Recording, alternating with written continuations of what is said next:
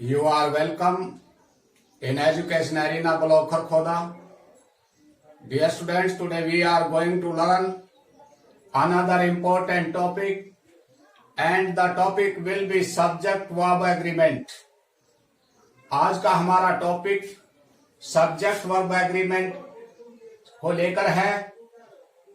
Dear students, agreement means समझौता या सहमति. वर्ब और सब्जेक्ट के बीच में एग्रीमेंट हुआ, और वो एग्रीमेंट क्या था? इनके बीच मेनली दो एग्रीमेंट हुए. एक एग्रीमेंट था विल रिमेन टुगेदर, कि सब्जेक्ट और वर्ब दोनों इकट्ठे रहेंगे. जिस सेंटेंस में सब्जेक्ट होगा वहां वर्ब भी होगी, वर्ब होगा तो सब्जेक्ट भी होगा. बगैर सब्जेक्ट ऑब्जेक्ट के कॉम्बिनेशन के बिना कोई भी सेंटेंस नहीं हो सकता. तो डियर स्टूडेंट्स, दूसरा जो इनके बीच एग्रीमेंट था सब्जेक्ट और वर्ब के बीच, वो था singular subject verb must be singular. यदि हमारा सब्जेक्ट सिंगुलर है तो उसके साथ वर्ब भी सिंगुलर आएगी, और यदि हमारा सब्जेक्ट प्लुरल है तो वर्ब भी प्लुरल होगी. ये इनके बीच एग्रीमेंट था. डियर स्टूडेंट्स, याद रखिए यहां पर हमने सिंगुलर और प्लुरल वर्ब लिखा, तो सिंगुलर और प्लुरल से अभिप्राय हमारा है कि देखिए, जब हम किसी नाउन के साथ एस या एस लगाते हैं, कोई भी नाउन, और उसके साथ हमने प्लस एस या एस किया, तो नाउन जो है वो प्लुरल हो गया. लेकिन वर्ब जो है बिल्कुल इसके अपोजिट होता है. वर्ब के साथ जब एस या एस लगता है बेस फॉर्म के साथ एस या ई एस, तो वो सिंगुलर बन जाती है. सिंगुलर, इस कंसेप्ट को याद रखिए कि जब नाउन के साथ एस एस लगता है तो नाउन प्लुरल बन जाती है, और यदि वर्ब के साथ एस एस लगेगा तो वर्ब जो है सिंगुलर बन जाएगी.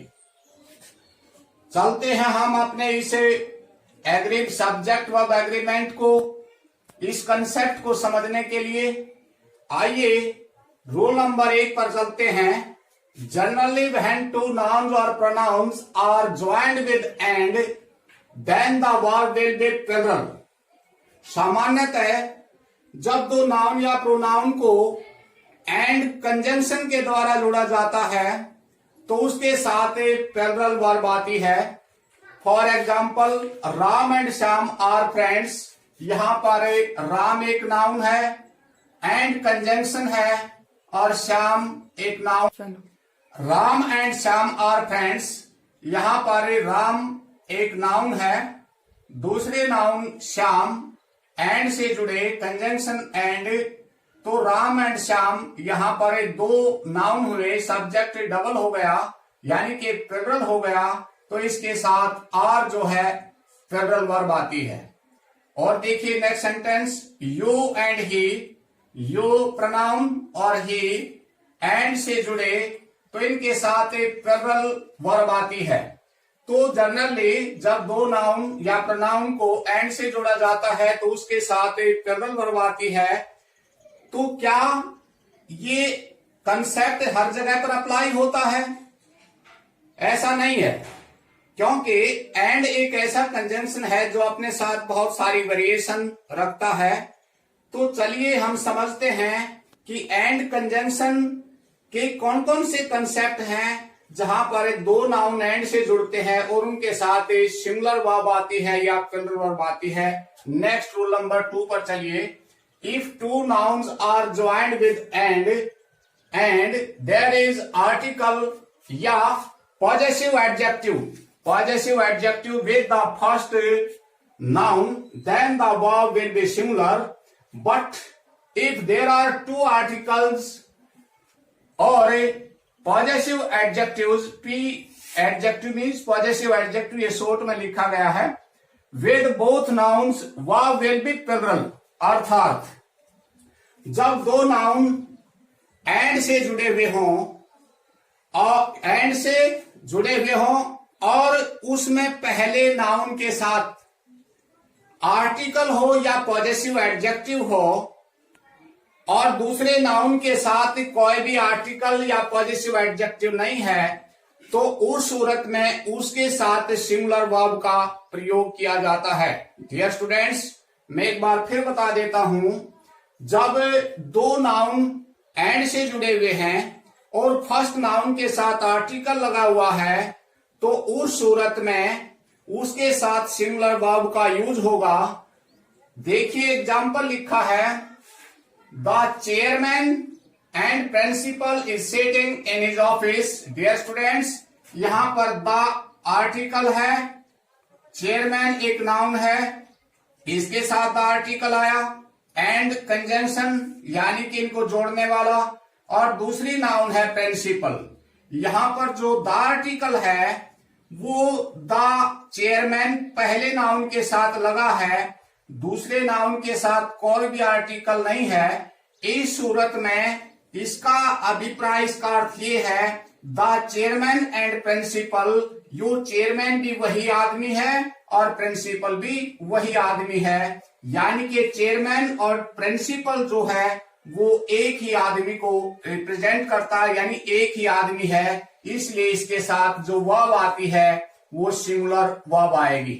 नेक्स्ट चलिए देखिए, the chairman and the principal, यहां पर चेयरमैन नाउन, इसके साथ भी द आर्टिकल लगा, यहां प्रिंसिपल के साथ भी द आर्टिकल लगा, तो ये बात कंफर्म है कि द चेयरमैन एक अलग आदमी है और प्रिंसिपल एक अलग आदमी है। यहां पर प्रिंसिपल और चेयरमैन ये दो आदमी हैं, जबकि जो पहला सेंटेंस था उसमें चेयरमैन और प्रिंसिपल ये सेम आदमी था, एक ही आदमी था, और वो बताया हमें इस आर्टिकल द में।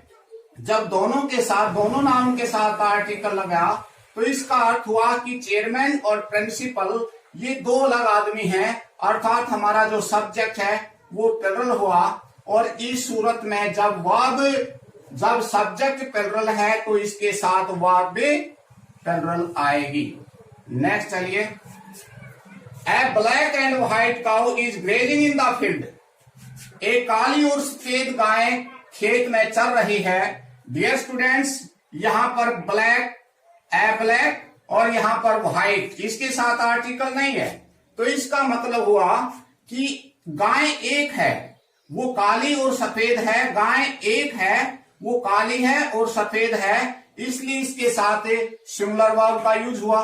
जबकि दूसरे सेंटेंस में चलिए, a black and a white cow, यहां पर आर्टिकल पहले नाउन के साथ भी और दूसरे के साथ भी, तो यहां पर ये दो गायें हैं, एक काली और एक व्हाइट। जब ये दो हैं तो हमारा जो सब्जेक्ट है वो प्लुरल हुआ, और जब सब्जेक्ट प्लुरल होगा तो वर्ब भी प्लुरल ही आएगी, are grazing in the field.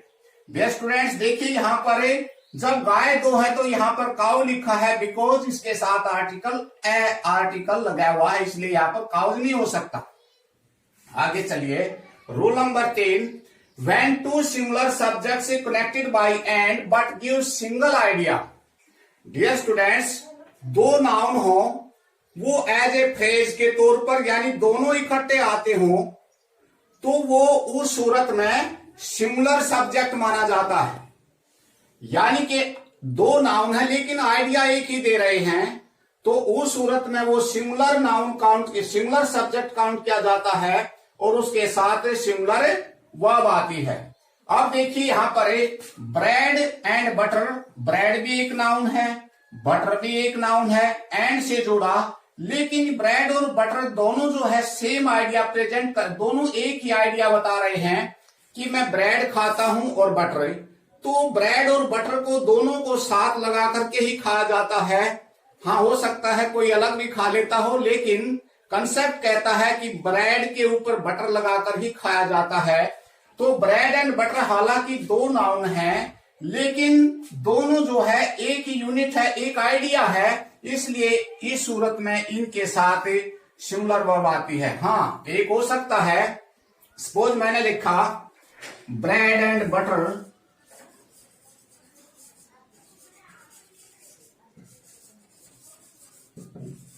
Are sold here.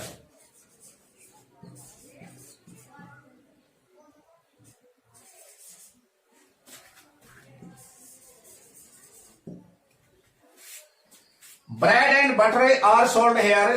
Dear students, देखिए यहां पर भी ब्रेड है और बटर है एंड से जुड़े, लेकिन इनके साथ आर आया। देखिए हम किसी दुकान पर गए तो हमने दुकानदार से कहा भाई ब्रेड दे दे और बटर दे दे, तो उसने एक जगह से उठा करके ब्रेड दे दिया, एक जगह से बटर दे दिया।